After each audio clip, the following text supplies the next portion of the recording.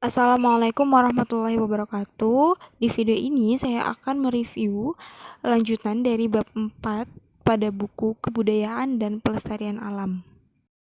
Gerabah tradisional disebut Kudantana oleh orang Kenyah Lepok Kudantana oleh orang Kenyah Omalung, dan Taring Tanah oleh Pua.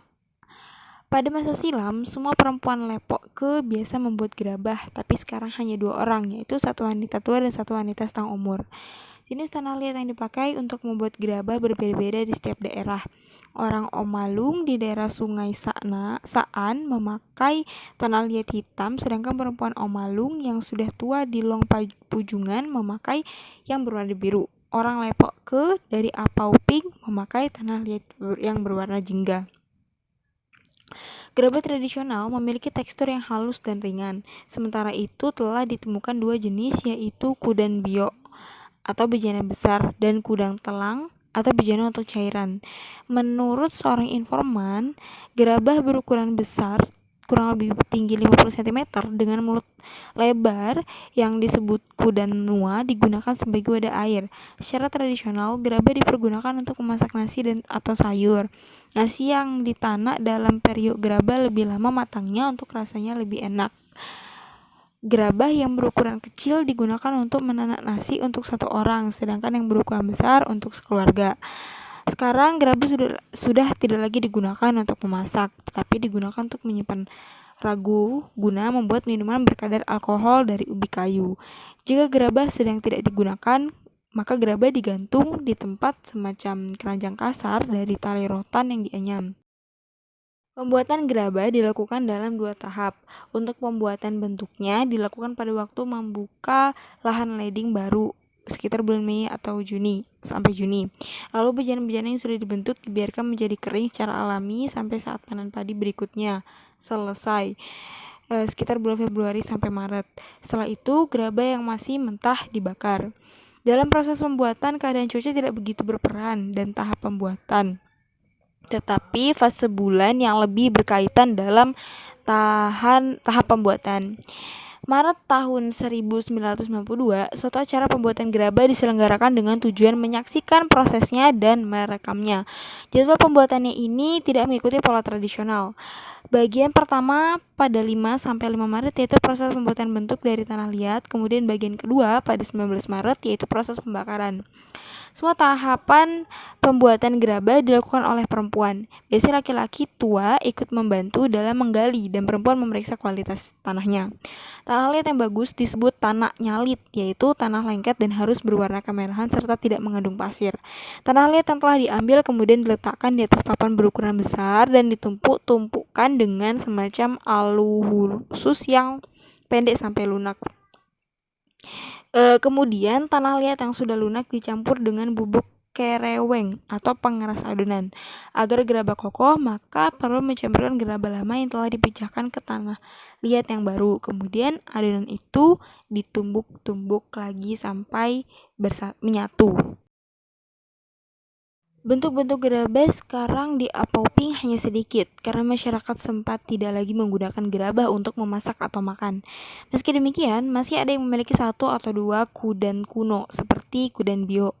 Di daerah Apau Ping, Longbera, dan di Longberini ditemukan kereweng.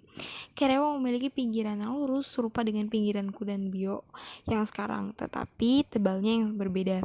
Kereweng yang ditemukan di Apau Ping lebih beraneka ragam, sebagian besar berpinggiran lurus tanpa bibir atau dengan bibir melengkung keluar, sedangkan kereweng lainnya dari sebuah bejana dengan mulut membuka serta pinggiran sederhana tanpa bibir dan hanya 1 keping menampakkan pinggiran melengkung ke dalam.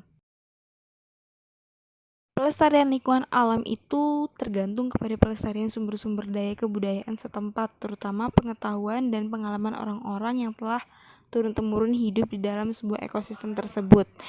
Karena hubungan jangka panjang mereka dengan sumber-sumber daya alam dan ketergantungan mereka, orang-orang setempat memiliki pengetahuan dan pengalaman yang tidak ada pada pendekatan-pendekatan terhadap pelestarian yang berlandaskan pada paradigma-paradigma ilmiah barat.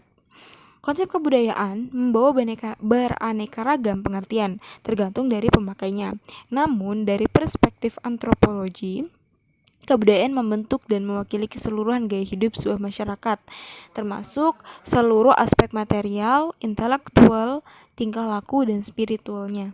Kebudayaan terdiri atas nilai, kepercayaan, tingkah laku, praktek, dan cara melihat, mengkonseptualisasikan, dan mengatur dunia yang terwujud melalui bahasa, kosmologi, agama, mitos-mitos, kesenian, jenis organisasi sosial, serta sistem politik dan ekonomi masyarakat yang bersangkutan. Kebudayaan dapat menjadi alat utama untuk bertahan hidup bagi manusia.